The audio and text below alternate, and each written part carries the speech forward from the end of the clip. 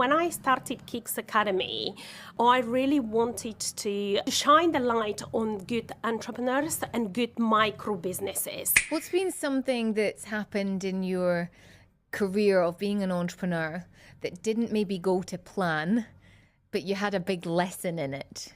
Do you know what? I've had so many of those. I had products going flat on their feet. When did you realize then that you had a personal brand? I think, and I know it will sound crazy, but it wasn't up until very recently. If someone was to Google you, how would they feel if they were to discover your personal brand online? I ChatGPT'd myself a few days ago. Tell me, what did it say? Tell me who is Anna. So what did it say? And it just said that apart from being a very fun personality, I don't know where that they got it from. Probably because of the questions I constantly ask ChatGPT.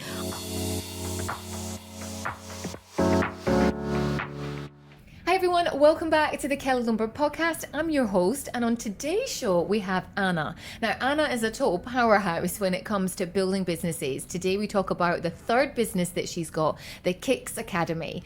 Now the Kicks Academy is where she helps entrepreneurs take their business to the next level by supporting them with getting an accreditation, which is excellent if you're a coach, you're a consultant, you have a lifestyle business, or you have what I call a UPBS, a unique personal branded system or solution that you want to demonstrate to organizations, to individuals, to your customers and clients that you have something that is so valuable, and getting that accreditation will help. Welcome to the show, Anna. It's great to have you on the Kelly Lundberg podcast. Thank you so much, Kelly. It's great to be here. And welcome to Dubai, because Dubai is not home for you. Where's home right now? So home at the moment is London, Yeah. but I feel that pretty soon Dubai is going to be home as well. So I'm kind of splitting the time between Middle East and UK at the moment, almost 50-50. And is that because you see so much opportunities, you like the lifestyle, all of the above? Everything. So originally it was the opportunities that really grabbed me to Dubai and brought me in here. But now I've fallen in love with the culture. I've fallen in love with the lifestyle. Weather, of course, is no question. I love the heat. I can deal with heat. I can't deal with cold, but I can absolutely deal with heat. And I love the food as well. I'm a big foodie. And here you're kind of spoiled for choice when it comes to dining of all variations, from your high end to, something street food wise. It really is quite special. Absolutely. So why don't you give everyone a little bit of a backstory as to who is Anna and what does she do? Okay, well, thank you. Oh my gosh, who's Anna? Every time when someone asks me about that, I'm like, it's very complicated to answer because Anna is many faces. But in a business sense, I'm the CEO of Kicks Academy Professional Development. So it's a business that has been on the market for the past 7 years. We started in the UK. And what we help is we help businesses, entrepreneurs, and also companies really get to the next level in business services through accreditations and qualifications. And yeah, that's in a nutshell from a business perspective. So if someone was to Google you, how would they feel if they were to discover your personal brand online?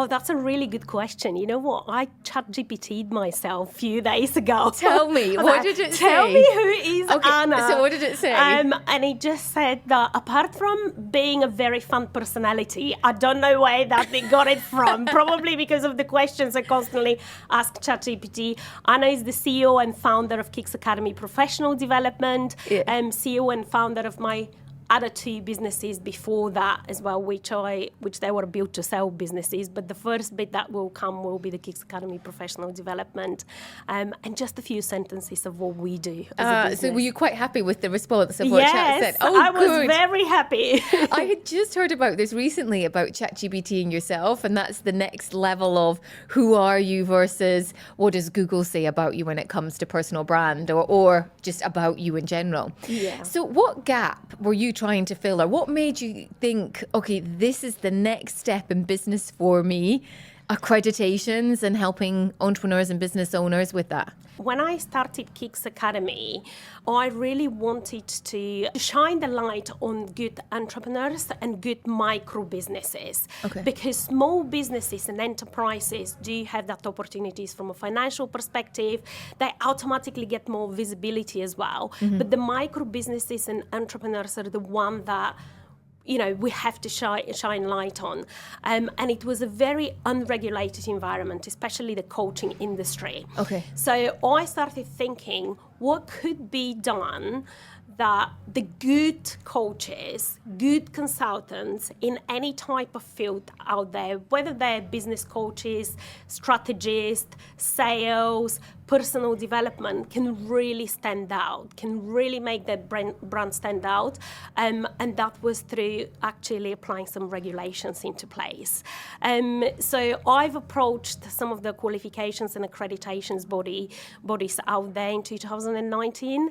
And I said, look, there's a real gap here. I know you work with corporations. I know you work with big enterprises, but there's actually massive opportunities if we focus on the micro businesses and entrepreneurs and really involve that with accreditations. And they were very open to hear the proposal, of course, a few accreditation bodies, and that's how we started. Of course, that then was launched on stages in the entrepreneur sector. And you could see how good entrepreneurs within the business and personal development world, they actually really wanted to have that extra layer of accreditation, extra layer of regulation, because it was helping them, and it's been helping them since then to really stand out on the market. So have you seen like real case studies in the clients that you've helped get an accreditation, how that's really propelled their business? Oh my gosh, yeah, absolutely. Well, obviously from a branding perspective, really makes them stand out. It doubles up their turnover as well on a quarterly or yearly basis, because you gain more visibility through the accreditation bodies, but also people start seeing you as a regulated brand. Which was a gap that was missing in the UK at that time as well. And that attracts more professional people. It attracts also higher businesses, bigger businesses, I sometimes lose my English, but bigger businesses such as enterprises and companies. And companies and enterprises automatically would want to work with more regulated businesses and businesses that can give the security in terms of service and look more sustainable as well. I think there's that element where people go, hang on a minute though, getting an accreditation, that sounds so lengthy and so complicated. If someone was saying that to you, what would you say? It could be a minefield. Yeah. So I'm going to say, yeah, you're absolutely right. It could be a minefield. But one thing that I see people, business owners, make a mistake is that they just go for any accreditation out there for the sake of getting an accreditation. Okay. And if you do that, you can end up actually losing money, losing your time, and we know time is the biggest resource, and not getting what you want out of it. So it's really important to understand the business and all the business someone is in, but also the service that they offer.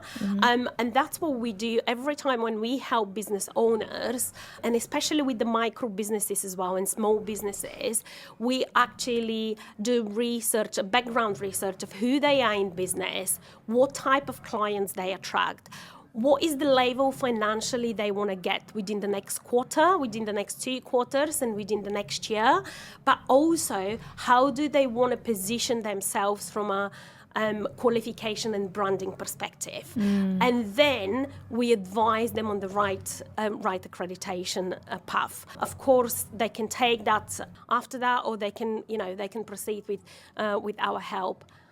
75% out of 100 of businesses that come to us, they come with the idea of and being absolutely sure that they want one type of accreditation and one type of accreditation bodies. 75% of those businesses then change their mind after that. After we do the research and we basically do the analytics behind the brand of the right accreditation body. And we've got so many people saying, thanks God that You didn't go we've for that had one yeah, or absolutely, the education. Exactly. So what kind of businesses? You mentioned coaches were a space that's very unregulated in that space. What other kind of businesses would come to you to get accredited, or types of service? So it would be coaches, it would be consultants, it would be actually even sometimes a product-based businesses as well. Okay. Businesses that offer marketing products out there, fitness as well. And we might not work with all the accreditation bodies, but we do know the right path for them, or the right companies, that can advise them further, because we've been in that field for like over 6 years now. We do have relationships as well with other companies that are more specialized. And on that note, that's actually a really good question. We had recently a business within the health and safety world that came to us in the UK, and we were very honest. We were like, look, we don't help with that, but we can absolutely send you to the right business who only specializes in health and safety and really help you with that. It's interesting because when you're developing in a certain field, you get to know other businesses and you get to partner up with them as well. And I'm massive on collaboration and partnerships. That's a great point on the personal brand. So let's come to that. So the UK, you can do the accreditation, and in the Middle East, is it just the UAE or other places? Or is it generally the Middle East it's accredited? So it's generally the Middle East, without, I would say, Saudi Arabia at the moment. Okay. Just because they've got a little bit more different regulations and requirements in there. So we're going through the process, but I don't want to jump in and say, yes, we've been given the rights to do that as yet. So we haven't, and we're particularly focusing in Dubai and Abu Dhabi at the moment. I actually had a very exciting meeting in Abu Dhabi in regards to that, but generally the accreditation bodies that we work, they're applicable globally. They can be applicable in the Middle East, they can be applicable in the UK and Europe, and also in the US as well. So one of the things that when I'm working with clients and we're helping them with their personal brand strategy, I try to help. They've maybe got a bit of an idea, but really I solidify what is their UPBS, their unique personal branded system or solution. This is what I want them to go on stage and speak about. This is what potentially they could write a book about. Am I right in thinking this is potentially what can be accredited? If they have this UPBS that makes them unique, it's their system or solution for solving a problem, you give that an accreditation. Is that right? Yeah, absolutely. So a course can be accredited, which is your intellectual property, and we know as business owners this is the biggest asset we have. Yeah, your knowledge. Yeah, absolutely. So a course can be accredited, the whole program can be accredited, and also a method, which is what you're saying, can be accredited, because that gives an extra layer of protection as well. When we actually advise businesses, if they don't have that, they have to come up with their own branding method as well, because it makes them stand out even further. And it's easier to sell as well when it comes to a course and programs. I see that all the time, and it's bringing that into it. So it's so true. So this is your third business. How did you get into becoming an entrepreneur? You know, is it an idea? Did you fall into it? How did it happen? For that, I always felt quite a bit different. It's cool and it's uni. I've got an ADHD brain. So it was really hard for my teachers to keep me focused for more than 20 minutes, right? There was always a problem. I'd be the one asking the random questions, the questions that usually wouldn't have had a yes, wouldn't have had answers to, and come with crazy ideas. And that's how I felt in uni. I went to uni to kind of satisfy my parents in a way, and just to tick the box so then they can allow me to do whatever I want after that. And then I fell into the city type of jobs, which was really good, don't get me wrong. In London, I learned quite a lot, but very soon I knew that my 9 to 5 wasn't... It wasn't what I just couldn't find myself doing the same every single. It was one day when I was on a great wage. I was working with a fantastic team. My boss was amazing, but I knew that there was something more to it. So I just went into handing my notice. Had a plan in my head. Yeah. Didn't have the business. Oh, you didn't? No, I didn't. And they said, well, you're absolutely crazy of doing that. Try and get your first client first. Yeah. And then leave the job. I was in my very early 20s when I started my first business. Very similar. I was thinking very differently to what I'm thinking today at 40. 100%. Yeah. And I just left. I had a few £1,000s in my bank account and I just left. But I did a lot of grinding for the first 3 to 4 months. Landed my first client at that time. It was a corporate consultancy work. And that's how my first business started. Yeah. I then got fascinated by the idea of build to sell businesses. So I read everything under the sun. It wasn't a very famous idea at that time. It was more popular and fashionable to just have a business and be an entrepreneur. But I was like, I really want to explore the build to sell idea. I've built the business for 5 years and then I sold it. My second business was more kind of a purpose-driven business. Yeah. It was in the rise of women in leadership. And I've always had that feminist side to it. But I would say I'm not blindly feminist in terms of, I say sometimes a toxic feminism when everything has to be just... Cruel. Yes, yeah. But I like to empower women in business. And that was my second business, actually. It was about women in leadership. That business was not built to sell. I thought that I would have it forever. But it came a point just before I started Kicks Academy that I changed massively as a person and how I saw things. I had a fantastic business partner, but we weren't seeing eye to eye at that time. And I could see that she could take the business much further along than me because I was out of passion and out of love. So she then actually bought my percentages at that time. So I kind of fell again into, build to sell, and Kicks Academy is what I started in 2019. I started it with the idea of build to sell again. I've fallen in love so much for the past 2 years of the business that I've had a few offers coming through without even being on the market for selling. But I was like, you know what? I think this will be my lifestyle business at the moment. Not lifestyle because I work really hard. So I can't say it's a lifestyle business, but forever kind of business. Yeah. I absolutely love the business, love my team, and I love the clients I work with at the moment. When did you realize then that you had a personal brand and a business? That's a really good question, Kelly. And I think, and I know it will sound crazy, but it wasn't up until very recently. So when we started, Kicks Academy didn't even have a website. We didn't have a massive social media presence because I'm a very big connector offline. So I work really hard. I go back-to-back meetings, sometimes 9 to 10 hours a day. For me, that offline presence and offline connections are so important. And it wasn't until recently it happened in Middle East when I had a few meetings with some companies in here. And one of the CEOs said, well, for me, Kicks Academy is actually a brand. And then I remember 2 days later, I've met you.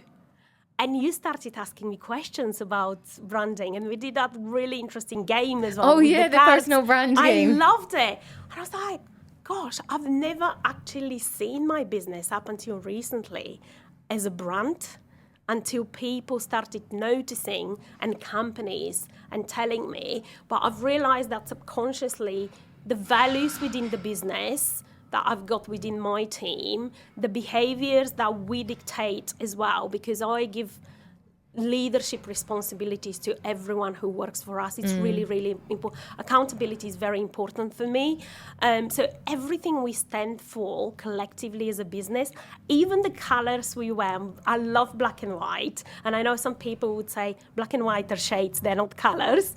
But even the colors we wear, I noticed that subconsciously everything was driven to a branding identity. So that's the branding for the business? Yeah. What about you?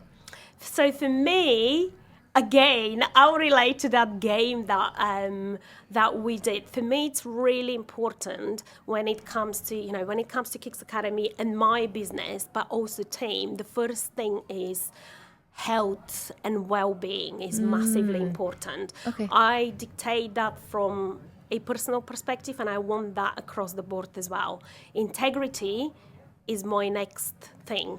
And we actually have an internal workshop at the moment on integrity, because people do confuse a lot loyalty, trust, honesty, and integrity. Okay. And for me, integrity is not a noun, it's a verb. Okay. Because you show integrity. You show integrity with who you are, with how honest you are to yourself first. As well, yeah. Yeah, and then to the people we work with. And we actually do have an internal game within our team of breaking down honesty, loyalty, integrity, honesty, loyalty, and truth within us for ourselves first, and then how we connect to others. And the third thing that is very, very something that drives me is collaboration. Yeah. So I'm massive on partnerships. And I'm now looking back 10, 11 years ago, when I started my first business, everything was built on partnerships and collaborations. Yeah. It's really important to connect with the right companies, right people, because I believe you can go alone far. We all know that old saying, yeah. But you can go so much further, so much more sustainable way if you partner up and collaborate with the right businesses and right people. So who have been some of the best collaborations that you've done that maybe you didn't see? As companies or as... Both, yeah. Because I think as a personal brand you collaborate, Yes. and I think as a business you collaborate, and there's... Some companies have been like a really, really good collaboration in the UK. Some here that I can't even say yes, because we've got some signings in the pipeline coming out. But we've collaborated with a lot of businesses out there. So the Business Society in the UK, from a like kind of more corporate and organizational perspective, from an entrepreneurial perspective, oh my gosh, a lot of people. I would say Sales Made Agency, Charlie Day has been a fantastic collaboration. Yeah. Caroline Strawson and the Mental Wellbeing Company has been another one that we actually still work with them, which is fantastic. And many more. And from a corporate perspective, the Corporate Society in the UK, which you do have a lot of enterprises and big brands falling into as well. So if someone's listening to this and they're going, okay, I know I need to do more collaborations and sort of networking with people, what are your top 3 tips that you would say to someone listening on how to collaborate, maybe with stronger collaborations, or how to choose the right person, or what to do? I would just say the first thing is they have to align with you. Yeah. And I always start with values. And in my business, I now have internal values and internal behaviors, because they could be the best business out there, but if it doesn't align with your values, there will be an internal and external misalignment, so you're not going to go anywhere. Yeah. So the first thing is how well do you align with the person who is leading the business, right? Because behind any business, there's a person. So how well do you align with that? The second thing is fun, really. You've got to have fun.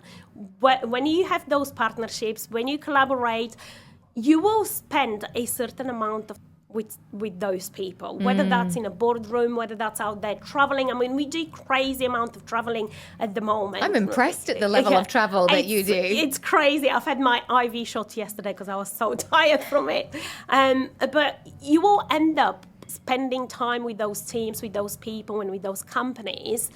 And the third thing really has to be quality, because you want to make sure that you're constantly improving as a service and as a product, and you've got to make sure that you collaborate with the right businesses and right people. Very often, people think that the best outcome. The best thing that you have to look at first is the financial aspect. I always say financial is just an outcome. So if you do have the alignment in terms of values, if you've got the fun, and if you've got the quality, finance will inevitably come. Yeah. Money is the outcome. Yeah. There's no other way. Yeah. So in all the businesses that you've built and this one here, what are some of the things that you have done consistently? So the collaborations and the networking, but maybe strategies within business or things that you're like, no, I've done this consistently and it gets me this result. I'm very good on figures internally. So I know which product every month, how much it generates us. and quarter as well. And I will look into those figures, and I say to our team as well, from a business and sales perspective, we're only good as our last figures. And that will come with the quality of delivery of service, which, we've not always been great as a small business. We had a lot of lessons to learn. I'm not going to sit here and say we've always been fantastic. But that comes into how well you handle complaints, because you do have those at times. How much you invest in quality and increase that after that. And then what's your best product? So you always have to have a best product and best service that will deliver consistently those figures, and it will drive you to the financial results at the end as well. So yeah, I'm really good on my figures. How do people find out about you? Is it they can now find out through LinkedIn. They can find out through Instagram as well. We're not that big on Instagram. I think LinkedIn is the best place. So is that where you get most of your referrals? Yeah. So LinkedIn. What are you doing in that in terms of a strategy then? So LinkedIn is, if you find me on LinkedIn, you will see that I'm quite a lot out as well. But in terms of strategy, as a business strategy, we have also very big on Sales Navigator as well. So we do use that consistently. That's how we active outreach. Yes. Okay. That's how we actually build our presence in the US and how we've built our presence in the UAE as well. Ooh, so talk me through that. We were very, very particular and very targeted in the companies that we wanted to serve, we wanted to collaborate with, and the markets we wanted to break into. Okay. So if you use Sales Navigator, which we kind of use it, you would know that one of the ways is to do the reactive reach, and then the other ways is a proactive reach. We're really big on proactive reach. Choose the company. We choose the companies, the values of the companies that they have, the number of employees that they have, the field that they develop into, the country that they're into, and we do, as well as we do the reactive, which pretty much the LinkedIn does the job for you, we also do the proactive. And proactive is something that I'm actually teaching other businesses at the moment to do. The proactive is know the right person within the business you want to approach, know the right way to approach it, get that email out there and do your follow-ups, offer the meeting, offer the presentation, and give them the chance to get to know you as well as online, offline as well. So I genuinely cannot express how valuable the offline connections are. I know online in 21st century is really important, right, in the AI era, but that in-person connections can really get your business to the next level. It's so powerful when you reach out to a leader via email in the right way, when you set up a meeting with them, and when you actually go and meet with them in person for a coffee and do like 25 minutes presentation. It opens doors like no tomorrow. I'm a big advocate for that. The in-person connection is just on another level. And one thing, if micro businesses and small businesses do want to collaborate or offer their services to companies and enterprises and big organizations, they will never have their door shut. It might take a little bit of more lead time, a little bit more chase up, but the companies always come back to you with two answers, yes or no for now. And if it's no for now, they will be very open to tell you when it could be a yes. They never ghost you. So I think, because I do think that's something that I know clients would say to me, the ghosting, or, I always say it's a numbers game. You've got to reach out to more people than you potentially think. Can you share how many people would you reach out to a week? So we work mostly with companies at the moment. Okay. Yeah. So with companies, you've got a smaller ratio to small businesses. But I would say we reach out to 120 businesses a month. Okay. And we get between 20 to 25% conversion. Wow. At the moment. But our conversion started from 5 to 7%. Okay. We then raised it 10 to 15, and now it sits for the past 2 months has been sitting between 20 to 25%. And why do you think your conversions got better? Because your approach gets better. You learn what they want more. Yeah. You adjust yourself much more into that approach. And you also, I always say that there's certain trends in the enterprise and the corporate world. The trends comes every year, as opposed to the small businesses and micro businesses where you probably are more expert than me on that, but probably trends will be changing quarter to 6 months, right? Yeah, true. And social media has a lot to do with that, I think, as well. Absolutely. But with companies and enterprises, the trends are every year. So I would say if you start on a conversion of 5%, that's a really, really good place you're sitting. 25% is top. I would say if you get to the 30%, you don't want to be in the 30% because that means you need to raise your prices. Ooh, so you convert. No, I've never heard that actually, because I've always seen, okay, you want to get between 20 to 30% conversion rate, whether that's on a sales call or whether that's in a meeting to convert. But that's interesting. If it's 30%, you need to change your prices. So I actually had a question, but I think you've answered this. And do you believe there's a difference between offline and online? And I think you're one of the very first guests who really, in a long time, who is very passionate about the offline. And you've negotiated your way around Dubai, you don't know it, and you've just said, I'll come and meet you, wherever works. You've been very accommodating. I'll come to you. Is that one of your tactics? That's how we started even in Dubai when, we found the companies that we wanted to, and I always give that as an example. We found our way around it through LinkedIn, and we chose our top 10 companies we wanted to approach. One of them, which was a small business enterprise actually at that time, reached out to us and they said, we can offer you speaking. When can you meet us online? And I was like, well, actually, I can buy myself a ticket and come and meet you. And they were absolutely shocked. And I was like, I will come and meet you. So I came here the first time ever and I met them in person. That in-person ended up of me actually doing speaking within 2 days because they were like, well, can you stay until end of the week? We actually want to meet you with the other leaders. I got paid, I think I got paid $400 only for that. But for me, it wasn't even about the payment. It was actually, I wanted to meet with that business. And that business became one of our main partners at the moment. And that's how... And generated a lot more than $400, absolutely, I'm very sure. Generated much more than $400 at the moment. Same happened in the US as well. Yeah. I said, I will just come and meet you, leave Zoom, I'll get my ticket. I did that with Sydney as well. I traveled 24 hours.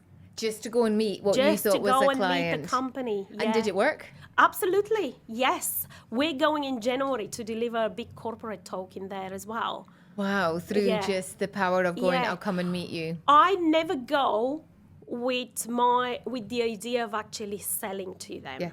Because I don't know whether I'm going to like the business and I don't know whether they're going to like me. I'm going to just make a connection. And if it feels right, I want to know more about it. And if I can help you, I'm going to be honest, and I don't shy away from selling. But if I can't, it's a great trip. It's great to meet you, and I know something else will come out of it. Great attitude to have as well. And I think travel's a big piece for you and the inspiration and the creativity. And it's, in the conversations we've had over the past few months, it's like, I'm here and I'm in the US and I'm flying to Miami and I'm going here and then I'm in New York and now I'm going to Sydney and then I'm back in Dubai. And so I think my question from that is then, how do you keep up? So you mentioned you had your IV shot, but it's tough on the body. What are some of the habits that you do to maintain the same energy? I mean, you're very energetic. It comes with a smile. It comes with, how can I help you? How do you maintain that? I work a lot on my mindset, which was something that I was overestimating for a really long time in business. And when I started traveling more now, I realized actually mindset is a big thing. And that means that I don't let myself to go into that overwhelm or anxious space. If I feel I need a little bit to step back and just meditate a bit or go to the gym because I've got a lot of energy, that energy needs to go somewhere, I will do that. So that's for me is non-negotiable. Good food and protein uptake is non-negotiable. Massages, facial is non-negotiable. IV shots and supplements as well are non-negotiable. So anything that fuels my body and relaxes my mind, sleep is a huge thing. I've got to have 8 hours sleep. Wow, okay. I can't function without 8 hours sleep. And I love to have a drink every now and then, but I try not to go overboard with alcohol because I know for me, alcohol, it makes my anxiety really high. Yeah. And therefore I don't I do it very, very occasionally. Yeah. Or sugar as well. I don't take processed sugar. Yeah. So really, really being mindful. And you know what? I keep forgetting I am now 40. Sometimes I act as if my body is still early 20s. And then I'm like, why is this thing makes me tired? Well, because you're 20 years older. Who's had the biggest impact on you? Has there been a book, a podcast, or a person that's had a really big influence on you? Gosh, I do get this question asked a lot. I wouldn't say it's a podcast or a book. It's my dad. Mm-hmm. So my dad is a massive role model of how he is as a person and how he's been in business for over 25 years. He's got one of the most successful legal companies back at home. And he's someone that when I think about integrity, directness, and non-negotiable, that's him. How he's from a family perspective to a husband material to a dad material, but also how he's in business as well. He's been with the same business partner for 25 years. And that for me speaks volume. He's got his first team member that joined him when the business was starting out and just getting retired last year. That does say a lot about someone. So that say a lot. That's what had the biggest influence on me. What do you think is more important then? And I think this is interesting coming from your perspective of getting accreditation and through your business. Would you say visibility first, or would you say clarity of message first? I would say clarity of message first. Okay. And that's actually a really good question. I had a conversation with someone yesterday who, she's amazing. She's been rated as a top 100 influencers on LinkedIn globally. Mm-hmm. She's got a huge following. And we had a really, really good conversation with her. And she said to me, Anna, one thing that I give you massive credit to is that you've always had a very good clarity of message. And this is one thing that I always work towards to master because I've got that big online presence, but sometimes I get confused with my messaging. I would say for me personally and as a business, that clarity of message. You can offer one service and one product, but do them really, really well. Yeah. Because businesses, companies, and business people who take themselves seriously, who build sustainability and want to invest, they don't want jack of all trades. They want one thing. I mean, think about the biggest brands out there, right, that we buy things from. Like, think about Apple, for example. I'm just such an Apple. There's 3 things Apple do really well. The first thing is they've mastered one product really, really well, right? They don't offer phones and drinks at the same time or clothing at the same time. They know that their thing is technology. The second thing is lifestyle. So why does everyone goes crazy on Apple? Because it's a lifestyle brand, that clarity of message again. And the third thing is that integrity for me personally. They're very open every time with their launches and things that work and don't work. And you know, there's many other examples. Apple just came up to my mind, but there's many other examples of big brands that are successful for that reason. What's been something that's happened in your career of being an entrepreneur that didn't maybe go to plan, but you had a big lesson in it? Oh gosh, do you know what? I've had so many of those. I had products going flat on their feet. Yeah, and what did you do? So if you've launched something and it doesn't work, then I just take the learning out of it. I really find out why is it, and there's 2 reasons why a product wouldn't work. The first reason is you've underestimated the amount of time and investment you had to make from a quality perspective. Yeah. So quality probably wasn't great as you've intended, so I'll pull it back off the market. It happened to me. Don't shy away from it. Or the second thing is that you would think the market would go crazy for it, and actually the only person who thought it was a brilliant idea was yourself. Yeah. I think we've all been there. Yeah, absolutely. But you know what? Things like that happen in business, and you don't know until you try. no, you've got to try. You've got, and I used to get the teams really wrong before as well. I had team members that I would think they're fantastic and they do the talk, but then it comes to actually walking the talk, it was completely the opposite. And it's all learning curve. It's all learning curve. I think when you get to that level, you've got to be more forgiving of yourself as well. Yeah. What's next for you then in the next 12 months? I feel that we're going to see a big move. Oh my gosh, yes. Well, we're planning a lot of things in Dubai. We're having enterprise speakings every month at the moment. Wow. So that's why I said it's 50% here, 50% in the UK. We've got a massive enterprise event, which I really want to speak to you off recording on the 10th of December, with a lot of companies already involved, that I'm biting my tongue not to say the names while the signings of documents are going off. So that is really good. So I would say lots of moves in the Middle East, quite a lot in the US as well, and quite less in the UK. As much as I love UK and I'm so grateful, I think I'm ready at the moment to move the business around. Spread the wings. How can people get in touch with you? Would you say LinkedIn? Yeah, LinkedIn, Facebook, absolutely. Instagram, you can find us. We're not big on Instagram. I need to actually find an expert on it. We're not really big, but LinkedIn and Facebook would be the best places. Right. If you had one parting advice to share with an entrepreneur who's maybe been in business 6 to 12 months, what would you say to them? I would just say to them, go for it and don't be worried of making mistakes. Take calculated risks, of course, even though those of us that have been in business forever, I have not taken the most calculated risks ever. Yeah. I would do that now much better. But you know what? I would say that entrepreneurial spirit it's a spirit that you carry, and it's not for everyone. You've got to be ready to make mistakes and learn from them. You've got to be ready to take risks, and you've got to be ready that at some point you will lose money, you will fall flat on your feet, you will make mistakes. You'll make mistakes with clients, you will make mistakes with products, with services, you'll make mistakes with teams. It's all a learning. You will never be able to learn that in a 9-to-5 job. 9-to-5 job can give you something completely different, but it will never give you those type of learnings. So just prepare yourself for a lot of adventures. That's the best thing. Thank you so much for your time, effort, joining us today on the podcast. It was great to have you. Kelly, thank you so much. It was amazing being here as well.